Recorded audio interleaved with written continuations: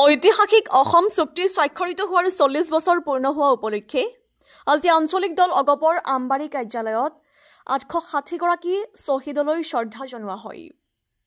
এই উপলক্ষে অসম যুৱ পৰিষদৰ উদ্যোগত দলটোৰ কাৰ্যকৰী সভাপতি কেশৱ মহন্ত, উপ-সভাপতি ডক্টৰ জয়নাথ শৰ্মা, সাধাৰণ সম্পাদক বিধায়ক ৰমেন্দ্ৰ নাৰায়ণ কলিতা, সত্যব্ৰত কলিতা, মনোজ শইকীয়া, যুৱ পৰিষদৰ সভাপতি জিতু বৰগোহাঁই আদিৰ উপস্থিতিত সোঁৱৰণ অনুষ্ঠান অনুষ্ঠিত হয়।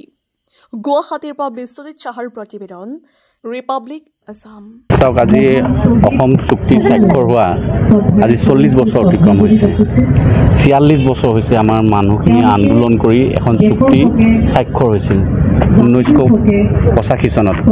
আজিৰ দিনটোত এই চুক্তিখন স্বাক্ষৰ হৈছিল আৰু আমি অসম গণ পৰিষদে, বিশেষকৈ আমি অসম গণ পৰিষদৰ ভাতৃ সংগঠন অসম যুৱ পৰিষদে এই পবিত্ৰ দিনটোত, যি দিনটোত স্বাক্ষৰ হৈছিল, এই স্বাক্ষৰ হোৱাৰ কাৰণে 860জন তেজাল যুৱক যুৱতীয়ে আত্মবলিদান দিব লগা হৈছিল।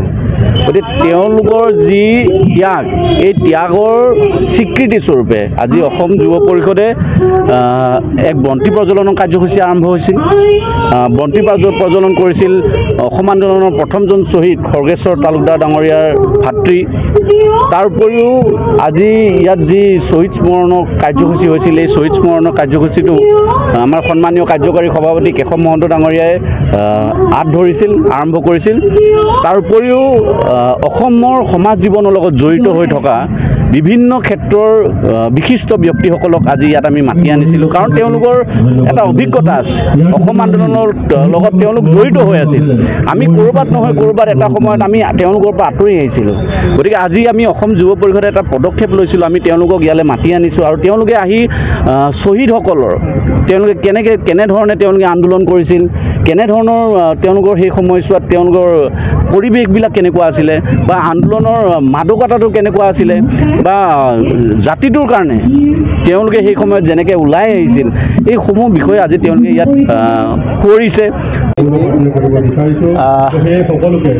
6 বছৰীয়া ঐতিহাসিক আন্দোলনৰ পটভূমিত 1985 চনৰ 14 আগষ্ট তাৰিখে মাজনিশা প্ৰায় 2:45 বজাত কেন্দ্ৰীয় চৰকাৰ, ৰাজ্য চৰকাৰ আৰু আন্দোলনকাৰীৰ মাজত এখন চুক্তি স্বাক্ষৰিত হৈছিল আৰু সেই চুক্তি স্বাক্ষৰ কৰা আজি 40 বছৰ পূৰ্ণ হ'ল। এই চুক্তি, যিখন চুক্তি কৰা হ'ল, যি চুক্তিৰ ফলত আমাৰ প্ৰায় 860জন বীৰে জাতি আৰু দেশৰ বাবে প্ৰাণ উচৰ্গা কৰিলে, সেই বীৰ শ্বহীদসকলক আজি শ্ৰদ্ধাৰে মই স্মৰণ কৰিছোঁ। আৰু লগতে সেই সময়ত যিসকলে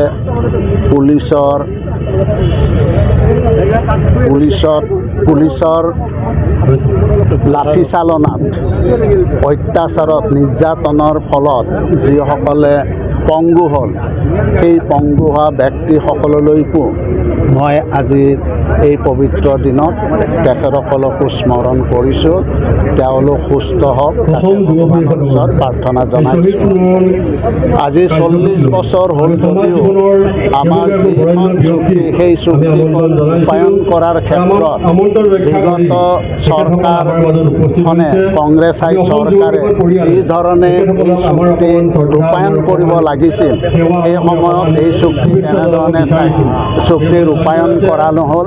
আমি যদিও 10 বছৰ ক্ষমতাত অধিষ্ঠিত হৈছিলোঁ, আমি যদিও চুক্তিখন ৰূপায়ণ কৰাৰ ক্ষেত্ৰত কিছু কাৰ্যব্যৱস্থা লৈছিলোঁ, তথাপিতো আইনখন থকাৰ কাৰণে আৰু সেই আইনখনৰ বাধাৰ কাৰণে আমি যেনেধৰণে এই চুক্তি ৰূপায়ণ কৰিব লাগিছিল আমি পাৰা নাছিলোঁ। আৰু সেই সময়তে সদৌ অসম ছাত্ৰ সন্থাৰ পৰা এই যিখন আইননীতি আইন, সেইখন বাতিল কৰাৰ কাৰণে আমাৰ সুপ্ৰিম কোৰ্টত এটা গোচৰ ৰুজু কৰিছিল আৰু সেই গোচৰৰ পৰিপ্ৰেক্ষিততে সেইখন আইন বাতিল কৰা হৈছিল। আৰু তাৰ পৰৱৰ্তী সময়ত যদিও আমি 5টা বছৰ ক্ষমতাত আছিলোঁ, তথাপিতো আমি তেনেধৰণে সেই সময়ত চুক্তি ৰূপায়ণ কৰিব পৰা নাছিলোঁ। বিশেষকৈ পুণ্যাত্মা শ্বহীদৰ স্মৃতিত শ্ৰদ্ধাঞ্জলি জ্ঞাপন কৰিছোঁ এই দীঘলী পুখুৰীৰ পাৰত। আমি আশা কৰিছোঁ যে অসম চুক্তিৰ ৰূপায়ণৰ ক্ষেত্ৰত বিশেষকৈ এই চৰকাৰৰ কালছোৱাত মাননীয় মুখ্যমন্ত্ৰী ডক্টৰ হিমন্ত বিশ্ব শৰ্মাৰ নেতৃত্বত আৰু আমাৰ অসম চুক্তি মন্ত্ৰী অতুল বৰা ডাঙৰীয়াৰ তৎপৰতাত অসম চুক্তিৰ কিছু কথা আমি বহুদিন দাবী কৰি অহা বিষয়সমূহৰ এটা ৰূপ ল'বলৈ আৰম্ভ কৰিছে। যিকোনো খবৰ আৰু বিজ্ঞাপনৰ বাবে যোগাযোগ কৰক 7896121996 লগতে 7002537271 আৰু 9854011916।